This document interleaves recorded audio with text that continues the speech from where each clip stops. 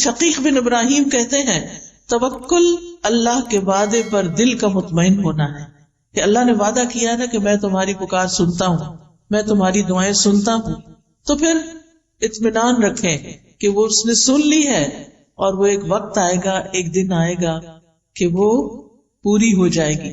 وہ العزیز ہے، الحکیم ہے. العزیز کا مطلب ہے کہ وہ غالب ہے، قادر ہے، ہر چیز کر سکتا ہے، لیکن اس کے ساتھ حکیم ہے. وہ صرف ہماری مرضی کے مطابق نہیں چلتا، وہ پوری کائنات کو چلا رہا ہے. وہ پوری کائنات کو سامنے رکھ کر جو چیز ہمارے فائدے کی ہوتی ہے، جس وقت وہ ہمیں ملنی چاہیے وہ اس وقت دیتا ہے. بعض اوقات آپ دیکھیں انسان اللہ سے دعا کرتا ہے اور چاہتا ہے کہ بس میں اٹھوں مصلے سے اور میرا کام ہو جائے، اور کئی دفعہ ہو بھی جاتا ہے لیکن کئی دفعہ نہیں ہوتا. اب اس میں ہم دیکھتے ہیں کہ یوسف علیہ السلام بچے تھے، ابھی بالکل ابتدائی عمر تھی ان کی، اپنے والد سے جدا کر دیے گئے. وہ کتنا روتے تھے ان کے لیے، اور ان کے دل میں یہ یقین تھا کہ میرا رب میرے بچے کو واپس لائے گا. لیکن رب کب واپس لائے؟ 40 سال کی. اس 40 سال میں یوسف علیہ السلام کی کیسی کیسی تربیت نہیں ہوئی، کیسی کیسی ان پہ آزمائشیں نہیں آئیں. کبھی وہ کنویں میں پھینکے گئے، اور کبھی وہ مصر کے بازار میں بک گئے، اور کبھی وہ زلیخا کی طرف سے آزمائش میں مبتلا ہوئے، اور کبھی وہ قید خانے میں 9 سال تک بند رہے. ان سارے مرحلوں سے خوش اسلوبی سے گزرتے ہوئے جب وہ مصر کے بادشاہ بنے تو اللہ تعالیٰ نے ان کو واپس لوٹا دیا، اپنے باپ سے ملے. اب کس شان سے ان کے والد آتے ہیں، کس شان سے ان کے بھائی آتے ہیں کہ ان سب کو اپنے تخت پر بٹھاتے ہیں اور بھائی ان کے سامنے جھک جاتے ہیں. یہ ایک وقت چاہیے تھا ان کو واپس لوٹانے کے لیے کہ اللہ سبحانہ تعالیٰ کے فیصلے زیادہ بہتر ہوتے ہیں. بعضوں کا ہم یہ چاہتے ہیں بس ہمارا بچہ ہمارے پاس ہی رہ کے ادھر ادھر نہ جائے، پتہ نہیں اس کو کیا ہو جائے گا. لیکن جو اللہ پہ بھروسہ کرتے ہیں وہ بھیج دیتے ہیں. میں نے تو اللہ کے حوالے کیا. اللہ نے یوسف علیہ السلام کی حفاظت کی تھی، پورے مصر میں ایک بھی ان کے سوا مسلمان نہیں تھا. اللہ حفاظت کرے گا. موسیٰ علیہ السلام کی والدہ نے کیا کیا تھا؟ دودھ پیتے بچے کو باسکٹ میں ڈال کے سمندر کے حوالے کر دیا. کوئی آسان نہیں تھا، لیکن توکل نہ ہوتا تو ایسا نہ کر سکتی. ہر شخص کی زندگی میں ایسے مرحلے آتے ہیں کہ جب اس کو اپنا بچہ، اپنی پیاری چیز، اپنی قیمتی چیز اپنے پاس سے نکال کے اللہ کے حوالے کرنا پڑتی. ایسے میں بڑے بڑے ڈیسیژن جو رسک پر مبنی ہوتے ہیں انسان صرف اس وقت لے سکتا ہے جب اللہ پہ توکل کرتا ہے.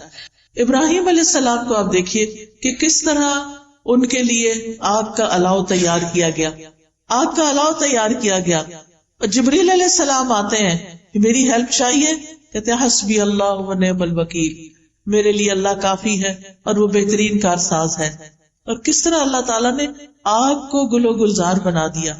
وَقُلْنَا يَا نَارُ كُونِي بَرْدًا وَسَلَامًا عَلَىٰ إِبْرَاهِيمَ، ہم نے کہا اے آگ ابراہیم کے لیے ٹھنڈی ہو جا اور سلامتی والی ہو جا. اور کس طرح اس آگ میں جا کر بھی وہ صحیح سلامت نکل آئے. یہ ان کا اللہ کی ذات پر مکمل بھروسہ تھا. انسان کسی ایسی بیماری میں مبتلا ہو جائے کہ جس سے شفا کی امید نہ ہو، پھر بھی امید نہ چھوڑے، کیونکہ شفا تو اللہ کے ہاتھ میں نا، وہ سب کچھ کر سکتا ہے. اور کئی بار ایسے ہوتا ہے کہ کومے میں جانے کے بعد کئی دن تک، مہینوں تک بے ہوش رہنے کے بعد لوگ ہوش میں آتے ہیں اور سال ہر سال کو جیتے بھی ہیں. سبحان اللہ، یہ اللہ کے کام ہے. یہ معجزات اللہ تعالیٰ ہمیں دکھاتا ہے کہ اللہ تعالیٰ کے لیے کچھ بھی مشکل نہیں. زکریا علیہ السلام نے کس طرح ساری زندگی امید نہیں چھوڑی اور اللہ تعالیٰ سے مانگتے رہے، اور کس بڑھاپے میں کہ ان کے سارے بال سفید ہو چکے تھے، ان کی بیوی بھی بانجھ تھی، کیسے اللہ نے ان کو یحییٰ علیہ السلام جیسی اولاد عطا کی. کیا دکھایا؟ اللہ سب کچھ کر سکتا ہے. اللہ بوڑھی عورت کو بھی اولاد دے سکتا ہے. اللہ تعالیٰ کے لیے کچھ بھی مشکل نہیں، رب کے لیے کچھ بھی مشکل نہیں. لہٰذا جب کبھی مشکل میں آئے، جب کبھی تکلیف ہو تو اللہ کی طرف رجوع کریں. اللہ تعالیٰ کی کفایت جو ہے وہ عام بھی ہے اور خاص بھی ہے. عام کفایت یہ ہے کہ عام لوگوں کو زندگی کے معاملات میں، دین دنیا کے معاملات میں جو پریشانیاں ہوتی ہیں ان میں اللہ تعالیٰ ان کے لیے کافی ہو جاتا ہے، ان کو فائدہ بھی پہنچاتا ہے اور ان سے نقصان بھی دور کرتا ہے. لیکن خاص کفایت ایسی ہے کہ جس میں اللہ تعالیٰ اپنے متقی اور متوکل بندوں کی ایسی کفایت کرتا ہے جس سے اللہ تعالیٰ ان کے مشکل ترین معاملات کو بھی آسان کر دیتا ہے. جیسے نبی صلی اللہ علیہ وسلم کے لیے اللہ تعالیٰ نے فرمایا یا ایھا النبی حسبک اللہ ومن اتبعک من المؤمنین، اے نبی آپ کے لیے اور ان مومنوں کے لیے جو آپ کے حکم پہ چلتے ہیں اللہ ہی کافی ہے.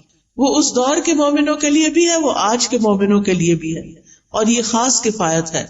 یعنی آپ کو بھی اللہ کافی ہے، اور جو آپ کو فالو کرے، آپ کے پیروکار ہوں، جو اللہ کی عبادت کرے، جتنا جتنا وہ اللہ کے بارے میں اچھا گمان رکھتے ہیں اسی گمان کے مطابق اللہ تعالیٰ ان کی مدد کرتا ہے.